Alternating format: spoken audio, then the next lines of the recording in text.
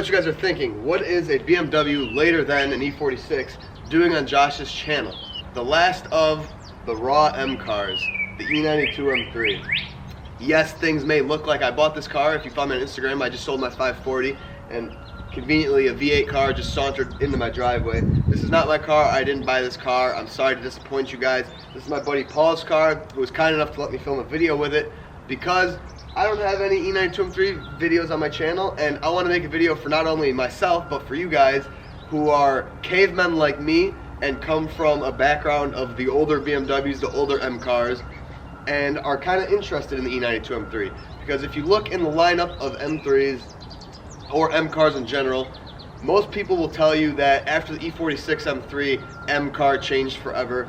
I would argue that after the E92 M3 is when M kind of changed, because this is a raw, naturally aspirated V8. I think once the F80 came in with the inline 6 turbo, that is when things really changed. So I would say this is the last of the great M cars right here.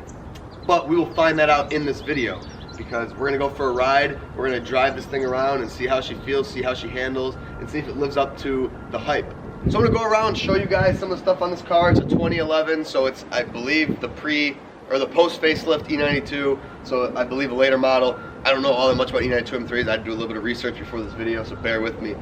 But I'm not gonna go around and show all the features of this as if this is like a car review. This video is gonna focus on the driving experience, how this car compares to the older cars. That's the thing. The thing about this video is different from a lot of like car reviewers is this is coming from the perspective of a caveman to the BMW game who drives 30, 40, 20-year-old BMWs all day, every day.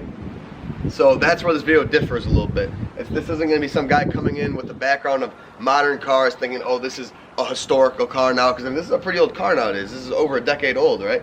So I'm coming in from probably with the same background as a lot of you guys are coming in, from way old BMWs looking to maybe step into a modern one. This is about as modern as I will go. I'll tell you guys that right now.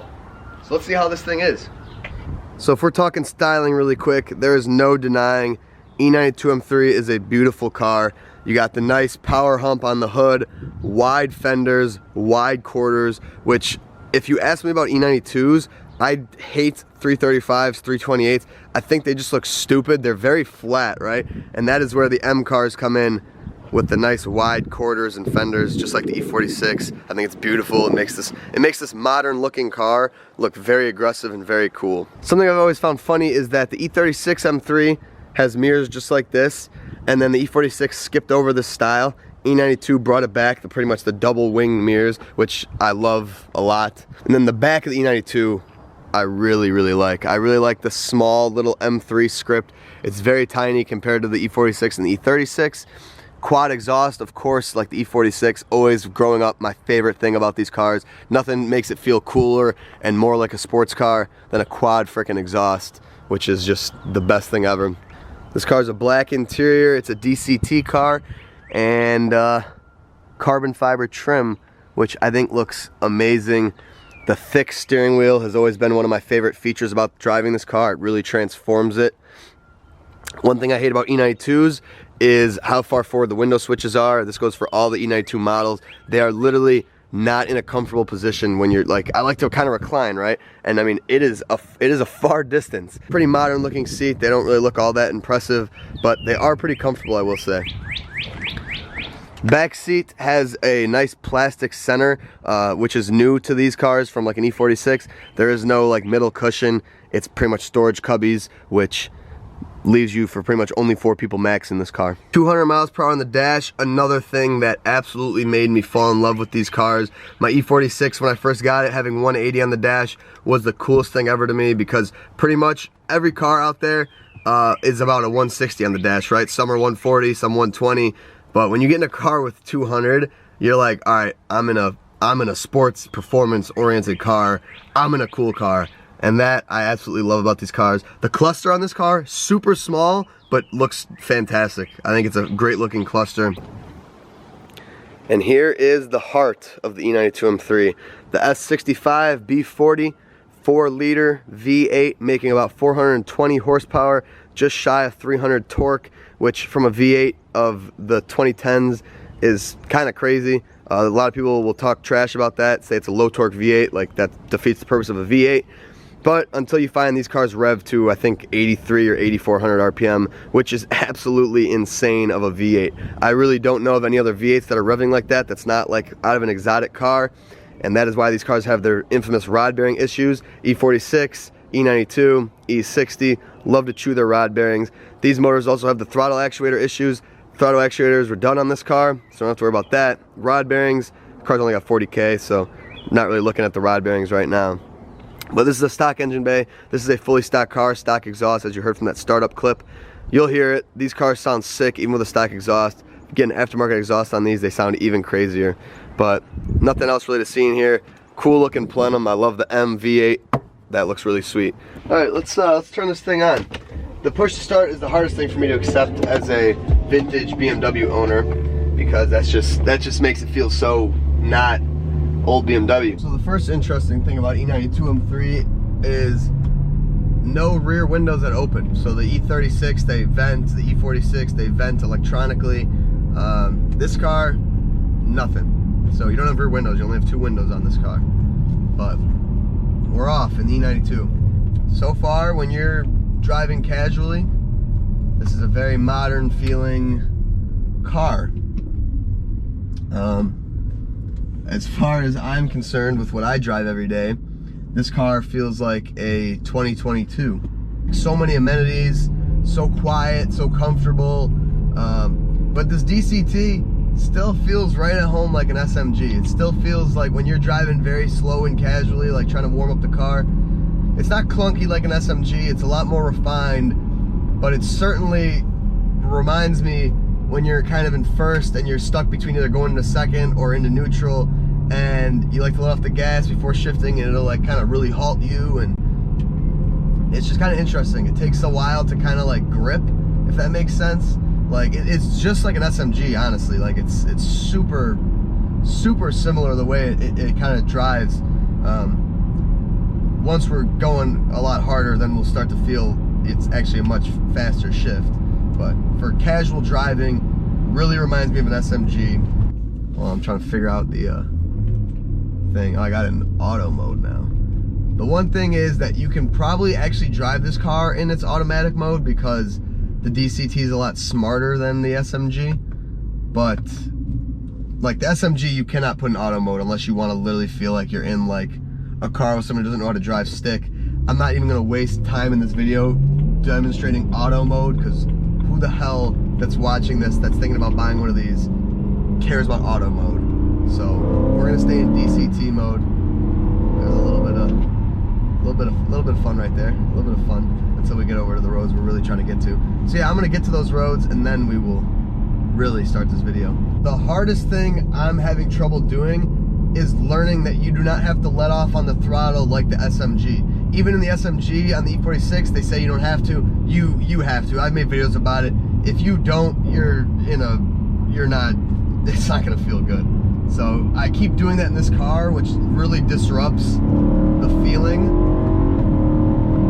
But oh man, this car feels cool, dude. That was just like a that wasn't even anything right there, and that felt cool. And I almost let off again. When you let off with this trans, you're doing a complete dishonor to what this trans can do. You do not need to do that, and I'm having a hard time not doing that. I don't know if you guys can hear on camera. I hope you can. Windows up, you just get that. You can hear that V8 noise. Like once you get to like, well, you hear it the whole time, but once you get to like 35, you really hear it, and then the car kind of ramps up. This car is very similar to all the M cars, really, where you have your power's up top. These cars make max horsepower at late 7,000-ish RPMs, I believe. Max torque is, I think, kind of like 4 or 5-ish. I'd have to look that up. But these cars are meant to be wrung out, and that's where the fun is.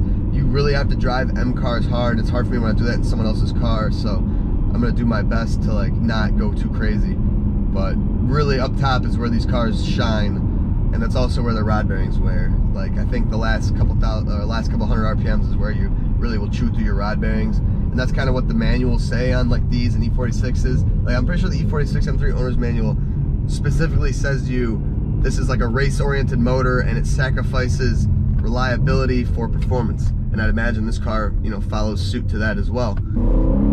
Let's go. All right, so that's shifting at 45, and you feel it's like rocket ship speed shifts. It's insane. But yeah, so the thing about like the 540 and like I think E39 M5 and pretty much like the V8s from the 5 Series cars from the 90s and on, those cars are torque cars where you really get put back from the torque right away. The torque on those cars matches the power in a way, you know, like I think you're talking like 240 torque on the M60 B40, 280 horsepower, 3-ish torque on the S62, 4-ish horsepower. I believe this car and the S62 from the E39 M5 make pretty similar power numbers, but the torque on this is a lot lower, but it revs a lot higher. Way different driving dynamic. I wish I had videos of me driving an E39 M5, but like, yeah, they have a different dynamic, but I think that's what makes this an M3. M3s are the ring them out type of cars that just need to go all the way to really feel it, and that's when everything starts to really shine through on these. So that is what we are going to do, and we are at our fun land, and there's a lot of traffic, of course. Put on power mode. Most of this video will be windows up, but let's do a windows down pull so you kind of get a more legit exhaust note. Hopefully it's not too, you hear those downshifts sound crazy. Hopefully it's not too windy.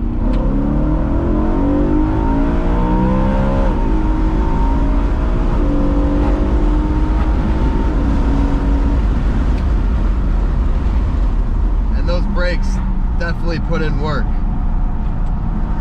I hope you guys can hear this exhaust note like I can. Oh man, it sounds freaking great. These cars, I couldn't even imagine with an exhaust, but I honestly really like the stock exhaust in this car. Most of the time I can't really tolerate like a fully stock exhaust. It really just suffocates a great sounding engine. Like the S54 is a very hard engine to make it sound good, but stock exhaust is just, I think, overly quiet. I can't remember, it's been so many years since I've had a stock exhaust. But out of all stock exhaust cars, this sounds really good, because it sounds so refined. Like that's the one thing that's always really gotten me about these E92 M3s, is that for a V8, it sounds so refined, dude. It's like you compare this to an M60 B40, and it's the same thing. It's a V8. It's like two different types of clothing. It's like you got like a t-shirt from Walmart and a t-shirt from like Louis Vuitton, right? It's the same thing, but then you got the Louis Vuitton quality, and the Louis Vuitton just feels much more refined, which I guess that's a bad example because that's more of just a brand thing, but a quality thing. But it's like, this just feels like the M60 B40, at least mine, catless, all this was just a hog, right? It reeked, it stank, it was loud, it was aggressive. This is like fun and powerful, but it's like refined, dude. It's like a freaking, it's like fine wine. It's hard to explain. It's just like the way it sounds, the dynamic. It's beautiful. It's like almost at a loss for words.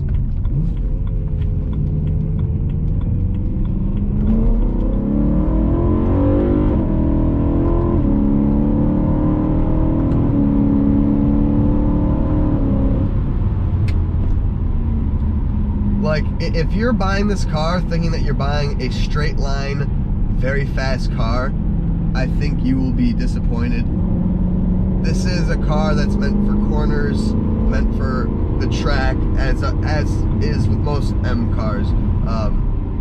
You know, it's not like, whoa, you know, like 0 to 120, right? That's like how turbo cars are. It gets you up to speed, most certainly, and it is definitely quick. But it's not like whoa. And I will say, one modern M car that does do that to me is the F90 M5, which I'm gonna try to get a video of soon. Hopefully, Andy will let me do that. That car, the torque that car has, puts you in your seat and makes your stomach roll. It gives you butterflies, and it's the coolest thing ever.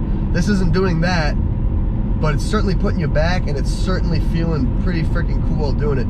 Revving a V8 to 8,000 RPMs feels like a sin, because what other cars, you know, do that? And that's why I think a lot of people like the V10s, the S85s, because it's just insane, dude. You're getting a car that a motor that you're not used to, maybe not even used to driving. V10s, no, but like you're used to V8s, but you're used to V8s in like a truck where it redlines at like 4,500 RPMs. You're absolutely not used to, at least me, and I think this would speak for most people, you're not used to revving out a V8 like that. It feels weird, but it feels so right. Like, I haven't even redlined this car, I haven't even gotten close. So Paul, if you're watching this, don't worry, dude, I'm not going too crazy. But some corners coming up, and this is where we'll really see where this car shines. I'm not gonna go too stupid because we're on all season tires right now, and it's cold out, and I don't want this to end poorly. This is a 7-speed trans. I'm having trouble figuring out which gear I want. You know, usually I'm doing like a 3rd gear corner. This car almost feels like it'd be better off in 4.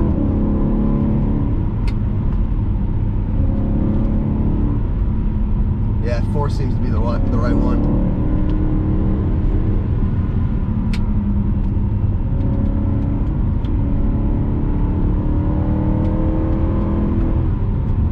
Oh man, this is so much fun.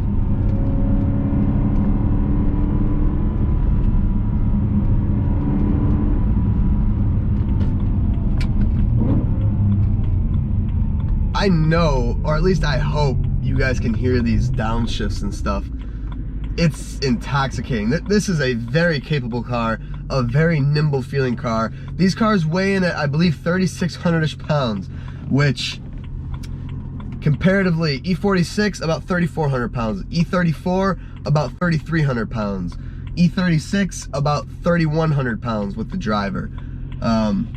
So you're at your M4s, I believe, are 34. So we're in a pretty heavy car comparatively to a lot of the older cars. If you're used to E30s, that's 26, 27, 2,800 pounds, whatever. You're in a big car, but it really doesn't feel it. It really does not feel it. I think the power to weight on this car is pretty darn correct. I think it doesn't feel like a boat. It feels plenty nimble with the power it has. Obviously there's always room for more power, but you're not really getting free power out of E92 M3. Similar to a lot of the other NA BMWs, you're pretty much looking at forced induction if you really want to make noticeable power. I mean, you can do little NA things here and there, like probably exhaust and intakes and stuff, but that is really expensive on M cars, so you know, that's up to kind of what you want to do. But we're gonna run that back. We're gonna do some more corners because, like I said, this is where the car shines. Like, I got a straightaway here. Like, I can downshift and floor on the straightaway, and it feels cool and it's fun. But it ain't what a corner is, you know.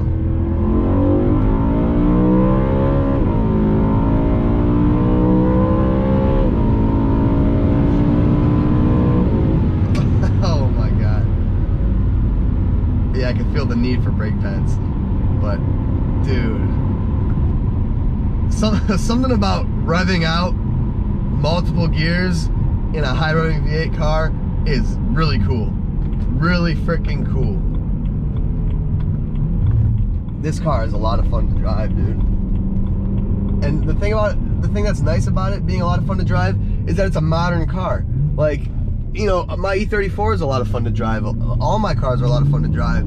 But at the end of the day, you're still in a tin can, for lack of better words. They're not quite like that, but older BMWs, you know, they're just a lot more connected to the road. This car makes you feel safer inside of it, because unlike my E34, which is making, you know, more power than this in a old car, this car is making that power in a modern car that's designed with it, so it just feels more sound. We're doing some corners here.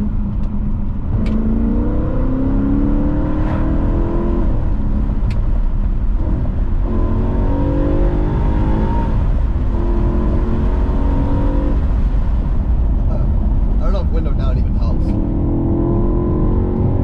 I'm having so much fun, dude. Oh man, I don't want to get in trouble. That's what I was saying before that. Making 400 plus in an old BMW like an E36 is crazy, because you're in an old ass car that was not designed with that power. This car designed for this power, you feel safe. You feel like you're nice and safe in a shell. You don't feel like you're gonna freaking kill yourself, you know, really wringing it out. It was designed and engineered that way, and that means a lot for that power. Now, the one thing that I went into this video wanting to discuss and not knowing how I'd feel about it is the connection you feel to the road. Considering this is a modern car with electronic steering, electronic throttle, a lot of electronic aids, I was thinking that this car would feel very disconnected from the road. But I can say it really does not feel disconnected from the road. It feels super good. Like, I feel super involved in this drive, which I think means a lot to say from a 2010s car. We're gonna go back into the corners here.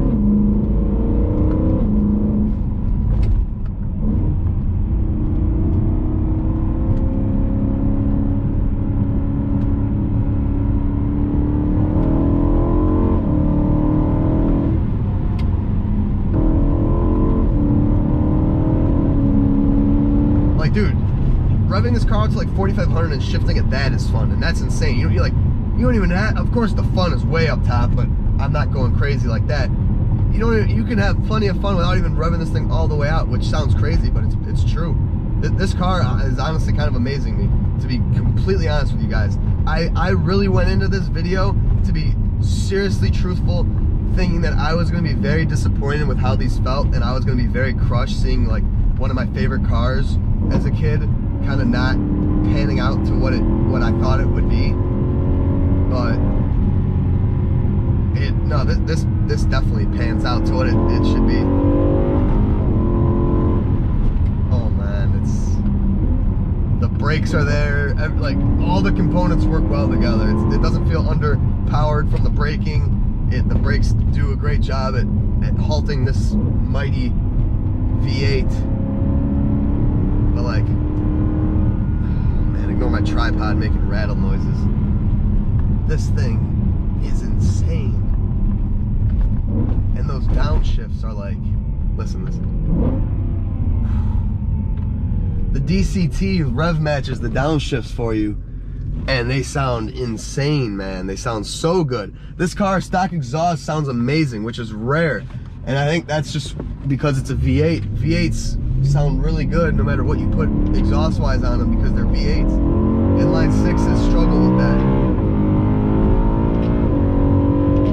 My SMG, I like to use the knob. This car, it feels stupid. You got to keep your hands on the wheel by these shifters. It's like the best way to drive it. And then you got 7th gear to cruise and chill.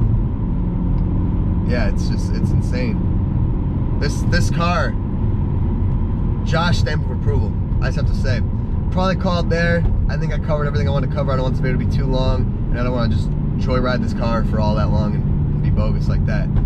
So, E92 M3, would I buy it? Abso-freaking-lutely. I think I'm going to start thinking about allotting resources into saving up for one of these cars, because I think I kind of want to own one. Will I get a 6-speed or a DCT? I think I would prefer 6-speed just because I don't really want to have a DCT and an SMG car. To me, that would feel like owning two of the same like kind of cars, which might sound stupid because, you know, having a bunch of manual cars is, nonetheless. I don't really want DCT and SMG. I think I would want to go with a 6-speed. I think this car with a 6-speed would be super fun. The DCT makes me feel like a freaking race car, but manual I think would really give you that little bit of extra connection to the road that would really go crazy in this car. Not that it lacks it, but I think it would make a huge difference and it would be a lot of fun. So maybe in the future you guys might see an E92 M3, because this car passed every stamp of approval from me except for the location of the window switches. Despise how far forward they are, very stupid, but that is the only thing that I don't like about this car. The styling's there, the comfort's there, the handling's there, the power's there, everything is there. This is an awesome car. Thank you, Paul, for letting me make a video with this car and letting me drive this thing. He's had it for years, but has never let me really go out and rip it. I guess I've never asked. But anyway, thank you guys so much for watching. I hope you enjoyed this video. If you want to see me review and drive more M cars, I will start asking my friends. I think this is a nice change of pace for the channel, a nice new car. So, again, I hope you guys enjoyed. Thank you so much for watching, and I will see you in the next one.